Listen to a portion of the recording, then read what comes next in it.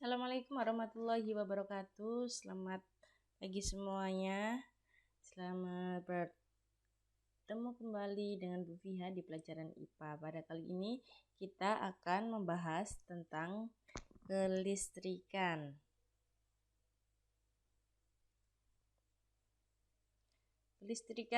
Nah, kelistrikan itu berhubungan dengan arus listrik.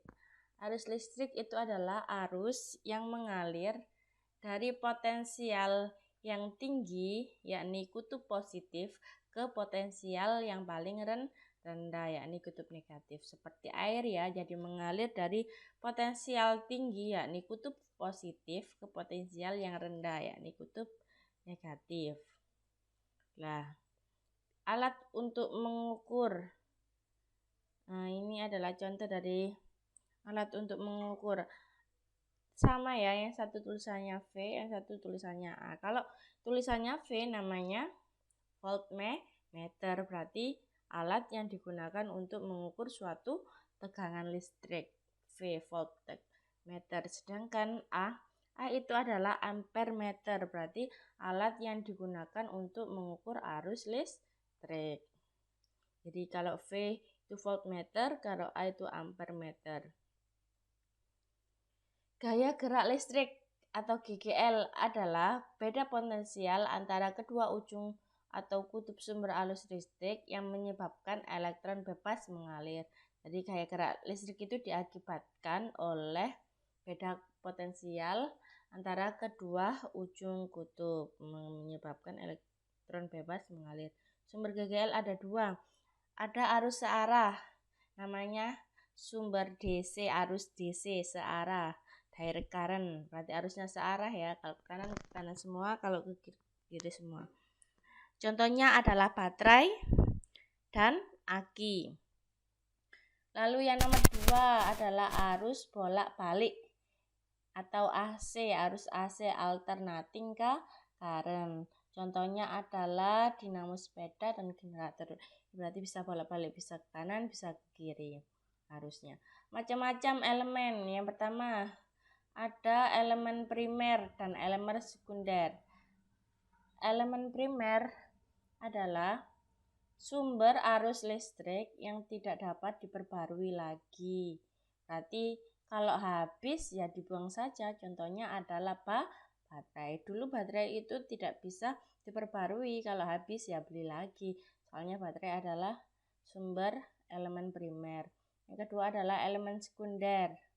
Elemen sekunder adalah sumber arus listrik yang dapat diperbarui lagi atau diisi ulang. Jadi kalau habis bisa diisi ulang, contohnya adalah aki.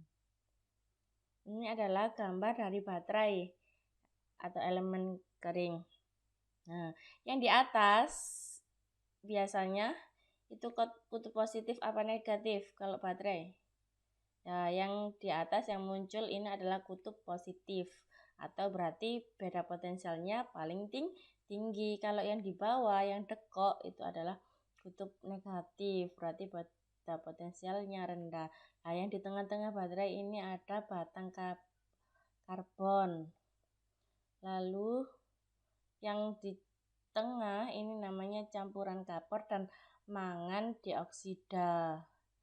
Lalu ada logam, dilapisi logam. Jadi ini adalah zat-zat kimia ya. Jadi kalau kalian sudah pegang baterai harus cuci tangan dulu sebelum makan. Soalnya kan ada campuran karbon dan mangan dioksida. Ada juga ini di pasta elektrolit ini mengandung amonium klorida. Sumber energi alternatif. Sumber energi alternatif ini adalah pengganti dari minyak bumi. Soalnya kalau minyak bumi dieksploitasi secara besar-besaran nanti bisa habis. Dan selain batu bara ya, yang pertama ada angin. Ada sumber dari air, biasanya menggunakan kincir air. Lalu ada panel surya atau energi dari matahari. Sekarang kan banyak lampu-lampu yang menggunakan panel surya dari matahari. Yang keempat adalah pasang surut air laut. Itu bisa digunakan sebagai sumber energi alternatif. Yang pertama, selanjutnya adalah hewan-hewan yang dapat mengantarkan arus listrik. Yang pertama, ini ikan apa? Ya, ikan pari. Jadi ikan pari ini bisa mengantarkan arus listrik dari kepalanya, dari dua sisi kepalanya. Ini bisa mengantarkan arus listrik, bisa menyengat predator yang akan memangsa si pari. Jadi ada di kepala, di kedua sisi kepalanya. Lalu ada ikan belalai gajah. Lah ini di tubuhnya ini bisa mengandung listrik ya. Jadi mengapa dinamai belalai gajah? Karena mulutnya itu lebih panjang daripada hidungnya. Ini dinamai ikan belalai gajah. Lalu ada hiu martil. Lah, hiu martil di mulutnya ini digunakan menggali makanan pada malam hari di dasar laut. Nah, karena kan gelap, di mulutnya ini bisa mengandung aliran listrik untuk menggali makanan pada malam hari. Lalu ada belut listrik. Belut listrik ini aliran listriknya ada di kepala dan di ekornya. Jadi hati-hati kalau mau menangkap belut. Jadi listriknya ada di kepala dan di ekornya. Terima kasih, demikian pembelajaran hari ini. Kurang lebihnya mohon maaf. Jangan lupa tugasnya adalah dirangkum, catat penjelasannya Bu Fiha, difoto dan dikirim nomornya Bu Fiha. Assalamualaikum warahmatullahi wabarakatuh.